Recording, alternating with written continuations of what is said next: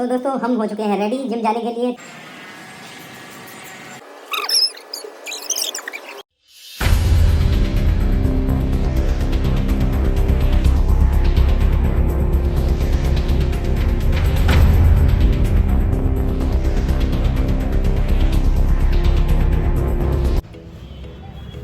Hello guys, welcome back again to SNR family fitness vlog. तो guys आज का vlog shoot करेंगे हम जिम में। तो गाइस मैं पहुंच चुका हूं जिम में, the red rocks. So guys आज हम बात करेंगे बिगनर्स के बारे में। तो गाइस जो भी बिगनर है और जिम ज्वाइन करना चाहता है तो उनको इन कुछ बातों पे ज़रूर ध्यान देना चाहिए। तो सबसे पहले एक छोटी सी मैं स्टोरी आपको बताना चाहूँगा। कोई भी मैंने मोस्टली देखा है, तो कोई भी अगर जिम ज्वाइन करता है, वो जिम में एंट्री करता है तो लोग मतलब हैवी डंबल्स लगा रहे होते हैं, हैवी डेडलिफ्ट्स, हैवी स्क्वाट्स। तो हम उनको देख के बहल जाते हैं और हम भी हैवी करते हैं स्टार्टिंग में। तो गाइज़ ये सबसे गलत चीज़ है। अगर आप बिगनर हो तो आपको लेवल को देखना पड़ेगा, स्किल लेवल को समझना पड़ेगा आप कहाँ पे हो। देन उसके बाद धीरे धीरे अपना स्टार्ट करिए और आगे बढ़िए। तो गाइज़ मैं अब बात करूँगा कंपोनेंट ऑफ सेशन के बारे में कि आपका सेशन कैसा होना चाहिए। तो सबसे पहले आपको करना चाहिए वार्म अप 5 से 10 मिनट। वार्म अप करने के बाद आपको करना चाहिए डायनेमिक स्ट्रेचिंग। जिस भी पार्ट को आप ट्रेन कर रहे हो तो आप करोगे डायनेमिक स्ट्रेचेस।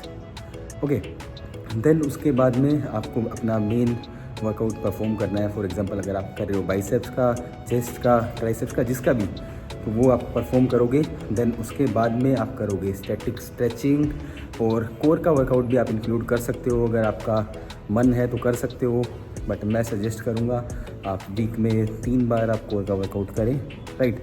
और एंड आप सेशन का करें कूल डाउन से। तो इससे हमें 3 बातें समझ में आती हैं। आपका अपने वार्म अप को कभी स्किप ना करें, दूसरा कूल डाउन को भी कभी स्किप ना करें, ठीक है।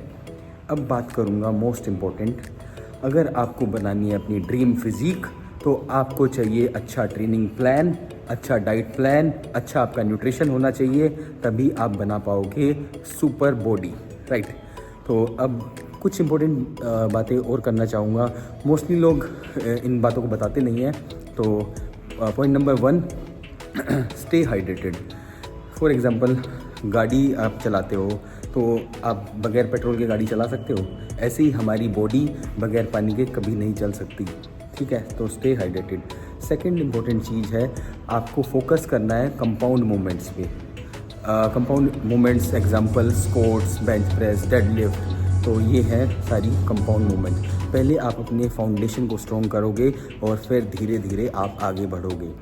सेकंड इम्पोर्टेंट चीज़, आपका पोस्चर, आपकी टेक्निक, आपका ब्रीदिंग पैटर्न प्रॉपर होना चाहिए, तभी आपको अच्छे रिजल्ट आ पाएंगे। एंड गाइस, रेस्ट बहुत ही इम्पोर्टेंट है आपकी बॉडी बिल्डिंग का, या आपको कुछ बॉडी ट्रांसफॉर्म करनी है तो आप अपनी बॉडी को प्रॉपर रेस्ट दें। और हर मसल को आप वीक में 1 बार ट्रेन करें ताकि उसको रेस्ट भी मिलता रहेगा और उसकी रिकवरी भी होती रहेगी। और गाइस, अगर आपको रिज़ल्ट चाहिए तो आपको पेशेंस से रखना पड़ेगा, आपको कंसिस्टेंट रहना पड़ेगा, तभी आपको मिलेंगे अच्छे रिजल्ट्स। सो गाइज़ ये थे मेरे बिगनर्स के लिए कुछ टिप्स। तो गाइज़ अगर आप भी जिम ज्वाइन करना चाहते हो तो आप भी इन सभी चीज़ों को फॉलो करो। Winning your goal is not the toughest victory, but winning your patience to achieve that goal is the toughest one. So guys finally पहुंच चुका हूं जिम में फुल मोटिवेशन के साथ। मैंने कर दिया अपना वार्म अप स्टार्ट। तो वार्म अप के बेनिफिट्स मैं कई वीडियोस में ऑलरेडी बता चुका हूं। वार्म अप बहुत ज़रूरी है, 5 से 10 मिनट आपको करना चाहिए, जिससे आपकी बॉडी का टेम्परेचर बढ़ जाता है, ब्लड प्रेशर इंक्रीज़ हो जाता है और आपको इंजरी के चांसेस हो जाते हैं बहुत कम। तो ये था हमारा वार्म अप। मैंने की है साइकिलिंग आज, उसके बाद मैंने की डायनेमिक स्ट्रेचिंग। तो हेड टू टो हम करेंगे डायनेमिक स्ट्रेचिंग। तो मैंने सबसे पहले नेक की स्ट्रेचिंग की, आप देख सकते हो। आप 8 से 10 रेपिटेशन लगा सकते हो। देन उसके बाद मैंने की शोल्डर की stretching, forward and backward. Then मैंने एल्बो की स्ट्रेचिंग की।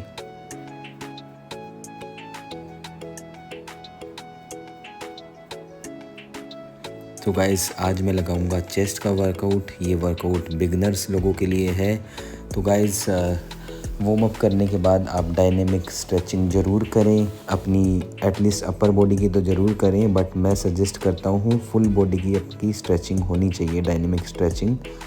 तो अगेन स्ट्रेचिंग करने से आपको फ़ायदा ये होता है, आपकी मसल तैयार हो जाती है वो वर्कआउट करने के लिए, और आपको इंजरी के चांसेस हो जाते हैं बहुत कम। तो आपको वार्म अप के बाद लगभग 10 से 15 मिनट डायनेमिक स्ट्रेचिंग ज़रूर करनी चाहिए। हेड टू टो पूरा ऊपर से नीचे तक करनी चाहिए। जो भी भाई इस वीडियो को देख रहा है और वो बिगनर है, तो गाइस आप इस रूटीन को फॉलो कर सकते हो। तो एंड में मैंने किया थोड़ा सा स्पोर्ट रन और जंपिंग जैक्स किए, क्योंकि बॉडी थोड़ी सी ठंडी हो गई थी। उसके बाद मैंने लाइट डंबल्स लिए और अपना जॉइंट्स को पूरा स्ट्रेच किया। चेस्ट मसल करनी थी ट्रेन, तो चेस्ट को भी थोड़ा मैंने कर लिया स्ट्रेच। आप देख सकते हो। वेट आप बिल्कुल हल्का लें। देखो जिम में हल्के से हल्का वेट 2.5 kg होता है, तो वो काफ़ी रहेगा आपके लिए, उससे आप कर सकते हो। तो इसमें भी कई सारे वेरिएशन है, शोल्डर का कर लिया, चेस्ट का कर लिया, पूरे जॉइंट को वार्म कर लिया। सो गाइस अब चलते हैं सीधा मेन वर्कआउट पे। तो आज मैं लगाऊंगा सबसे पहले बेंच प्रेस। बेंच प्रेस में आप सबसे पहले अपना पोस्चर को देखें, ग्रिपिंग देखें, और पूरा मतलब ब्रीदिंग पैटर्न आपका प्रॉपर होना चाहिए। जब आप प्रेशर लगाओगे, फोर्स लगाओगे, तो आपको एक्सेल करना है। जब आप नीचे आएगा वेट तो इनहेल करना है। तो ये है बेंच प्रेस हमारी पहली। सेकंड एक्सरसाइज मैं कर रहा हूँ पैक डेक फ्लाई। इसमें मशीन में ये बेनिफिट है, आपकी जो बैक है वो बिल्कुल स्टेबल हो जाती है और आप इजीली कर पाते हो। तो एज ए बिगनर ये एक्सरसाइज आप अपने वर्कआउट में ज़रूर इंक्लूड करें। और सेट्स आप 3 सेट्स लगा सकते हो, रेपिटेशन 12 से 15। सो गाइस थर्ड एक्सरसाइज मैंने ली है ये चेस्ट प्रेस। ये भी काफ़ी बढ़िया एक्सरसाइज है। कई जिम्स में इसके मॉडल्स अलग अलग होते हैं, तो आप नॉर्मल मशीन चेस्ट प्रेस कर सकते हो। अगेन इसमें आप रेपिटेशन लगाओगे 12 से 15 एज ए बिगनर, और सेट्स आप लगा सकते हो 3 से 4 सेट। 3 सेट तो मिनिमम आपको लगाने हैं। सो गाइस फोर्थ एक्सरसाइज करी है मैंने इंक्लाइन चेस्ट प्रेस डंबल के साथ में। सो गाइस अब बात करते हैं चेस्ट की मसल्स की। तो चेस्ट में 2 मेन मसल्स होती हैं, pectorals major and pectoralis minor. Major होती है दोस्तों बाहर की तरफ, माइनर होती है अंदर की तरफ। इसके भी मैंने 3 सेट लगाए एंड रेपिटेशन 15 दोस्तों। उसके बाद मैंने की केबल क्रॉस ओवर। ये एक बहुत बढ़िया एक्सरसाइज है। इसमें तीनों मसल्स आपकी टारगेट होती है। बेसिकली मसल्स तो 2 ही हैं, लेकिन जो बोलते हैं अपर chest, mid chest and lower chest, तीनों इसमें टारगेट होती हैं। इसके भी मैंने लगाए 3 सेट्स एंड रेपिटेशन 15। देन उसके बाद में मैंने लगाई मेरी लास्ट एक्सरसाइज पुशअप्स। ये बहुत ही बेस्ट एक्सरसाइज है। ये कंपाउंड मूवमेंट है, इसे बिगनर भी कर सकते हैं। अगर आप नॉर्मली ना लगा पाओ तो आप नीज़ का सपोर्ट लेके भी कर सकते हैं।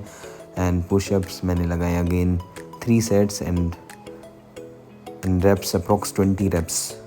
स्ट्रेंथ ट्रेनिंग के बाद मैंने किया कूल डाउन 7 से 8 मिनट। जो भी मेरी बॉडी का टेम्परेचर बढ़ गया था, तो मैं उसे अपना जो नॉर्मल टेम्परेचर है उस पर लेके आया। कूल डाउन करने से दोस्तों आपका जो हार्ट रेट है वो कम हो जाता है, मसल्स की रिकवरी होती है। दोस्तों मेरा वर्कआउट हो गया कंप्लीट। देन उसके बाद मैं घर पे गया, मैंने कुछ मील्स ली अपनी, और शिवदीप और निकल को जिम में लेके आया। सो दोस्तों हम हो चुके हैं रेडी जिम जाने के लिए। तो ये है हमारी आज का जिम का आउटफिट। देखो ये अपनी मस्ती में बिजी है शिवदीप।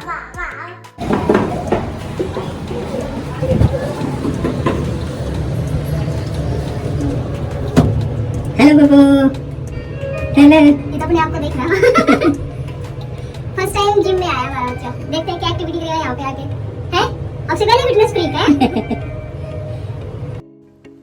तो गाइस हम पहुंच चुके हैं जिम की टेरेस एरिया पे, और शिवदीप यहाँ पे बिल्कुल आराम से नहीं बैठ रहा था, इसको पकड़ पकड़ के लेके जाना पड़ रहा था। हमने इसको यहाँ पे टायर के बीच में रखा था, लेकिन इतना शैतान बच्चा टायर के ऊपर से भी खुद ही निकल जा रहा था। अभी देखना कैसे निकलेगा इसमें से। ये देखिए, तो फिर शिवदीप को उसके पापा ने पकड़ लिया है और यहाँ पे मैंने अपना योगा स्टार्ट कर दिया है। स्टार्टिंग में मैंने अपना वार्म अप वगैरह कर लिया था, उसकी वीडियो हम बना नहीं पाए थे, तो फिर मैंने अपने किए सूर्य नमस्कार से अपने वो वर्कआउट की मैं स्टार्टिंग करती हूँ। तो यहाँ पे मैंने 10 सूर्य नमस्कार किए, लेकिन मैंने यहाँ पे बस 2 या 3 ही सूर्य नमस्कार को कवर किया है। वो लोग में ऐसे बहुत बड़ा हो जाता है अगर 10 को कवर करते तो। काफ़ी दिन के बाद योगा किया है, बड़ा अच्छा लगा।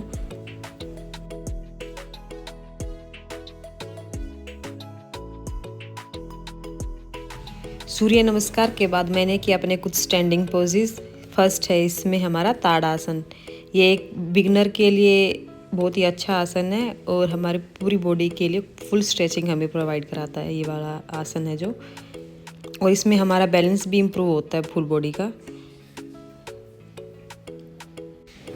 ताड़ासन के बाद ही हमने किया त्रियक ताड़ासन। ये हमारे साइड में स्ट्रेचिंग काफ़ी अच्छी देता है और हमारे डाइजेशन के लिए भी काफ़ी अच्छा रहता है। हम दोनों साइड से हमें प्रॉपरली करना चाहिए। और एक आसन को होल्ड करने की हमारी 10 to 30 सेकेंड का टाइम बेस्ट रहता है। अपनी कैपेसिटी के अनुसार आप उसको होल्ड कर सकते हो। देन उसके बाद मैंने किया वृक्षासन। वृक्षासन भी एक बैलेंस पोज है। ये भी हमारी बॉडी को बैलेंस करने में हमारी हेल्प करता है। और इसका करने का सबसे अच्छा तरीका ये है कि हम एक ही पॉइंट पे फोकस रखें। अगर हमारा फोकस यहाँ से वहाँ होया तो हम इस आसन को अच्छे से मेंटेन नहीं रख पाएंगे। तो कोई भी बैलेंस पोज अगर आप कर रहे हैं तो आपका फोकस एक ही पॉइंट पे रहना चाहिए। देन उसके बाद मैंने वृक्षासन किया और हमें इस पोज को दोनों साइड से करना ज़रूरी है। एक साइड पे करके नहीं रखना चाहिए, हमें दोनों साइड पे करना ज़रूरी है। देन उसके बाद मैंने किया वज्रासन। फिर मैं सीटिंग पोज में आ गई थी। वज्रासन एक ऐसा आसन है जो आप खाना खाने के बाद भी कर सकते हो। काफ़ी अच्छा आसन है, डाइजेशन को इम्प्रूव करता है आपके। योगा करते टाइम हमें इस बात का स्पेशल ध्यान रखना है कि एक आसन की पोजीशन से बाहर कैसे आना है, उस पोजीशन में जाना कैसे है। इसके भी एक फुल स्टेप होते हैं। स्टेप वाइज हमें आसन को करना चाहिए, स्टेप वाइज ही वो आसन से बाहर आना चाहिए। तो अभी मैंने किया दंडासन। दंडासन के बाद ही फिर मैंने किया पद्मासन। और हमें इस बात का भी ध्यान रखना चाहिए, अगर आप स्टैंडिंग के आसन करें तो पहले स्टैंडिंग के आसन को कंप्लीट करें, देन उसके बाद सीटिंग पे आए। अगर आप सीटिंग के आसन करें तो सीटिंग के आसन को कंप्लीट करें, देन उसके बाद अपना जैसे भी लेटने वाले आसन है या फिर जो भी आसन है वो करें। तो मतलब एक सीक्वेंस का होना पूरा बहुत ज़रूरी है। देन उसके बाद मैंने किया गोमुख आसन। वीडियो में मैं आपको दोनों साइड से दिखा नहीं पाई, लेकिन इस आसन को आपको दोनों साइड से परफॉर्म करना है। देन उसके बाद मैंने किया मत्स्येंद्र आसन। ये आसन भी आपके डाइजेशन को इम्प्रूव करता है और आपके एक स्पाइन में एक बहुत ही अच्छा ट्विस्ट देता है। बैक पेन के लिए भी काफ़ी अच्छा है ये आसन। ये भी मैंने दोनों साइड से परफॉर्म किया। द मेन पॉइंट है आपका कि आसन अगर आप कर रहे हो तो आपको दोनों साइड से उसको परफॉर्म करना है। ऐसा नहीं एक साइड से करके दूसरी साइड को छोड़ देना, नहीं, दोनों साइड से इक्वली करना है। उसके बाद फिर मैंने अपना जो पीठ के बल लेटने वाले आसन है वो किए। फर्स्ट ऑफ ऑल मैंने किया सेतुबंध आसन। देन उसके बाद मैंने कुछ अपनी स्ट्रेचिंग्स की बैक पेन की, जैसे लोअर बैक पेन थोड़ा सा रहता है मेरे को, तो लोअर बैक पेन की अपनी यहाँ पे मैंने कुछ स्ट्रेचिंग की। और लेट के उठते टाइम भी आपको एक बात का स्पेशल ध्यान रखना है, कभी भी सीधे नहीं उठना है। हमेशा एक साइड करवट लेके, हाथों को सहारा लेके तब उठना है आराम से। देन उसके बाद शिवदीप के साथ की कुछ मस्ती, उसको ओम चांटिंग में सिखा रही थी, लेकिन ये बीच में भाग गया, ये देखिए। देन उसके बाद मैंने किया अपना कुछ प्राणायाम। फर्स्ट ऑफ ऑल मैंने नाड़ी शोधन किया।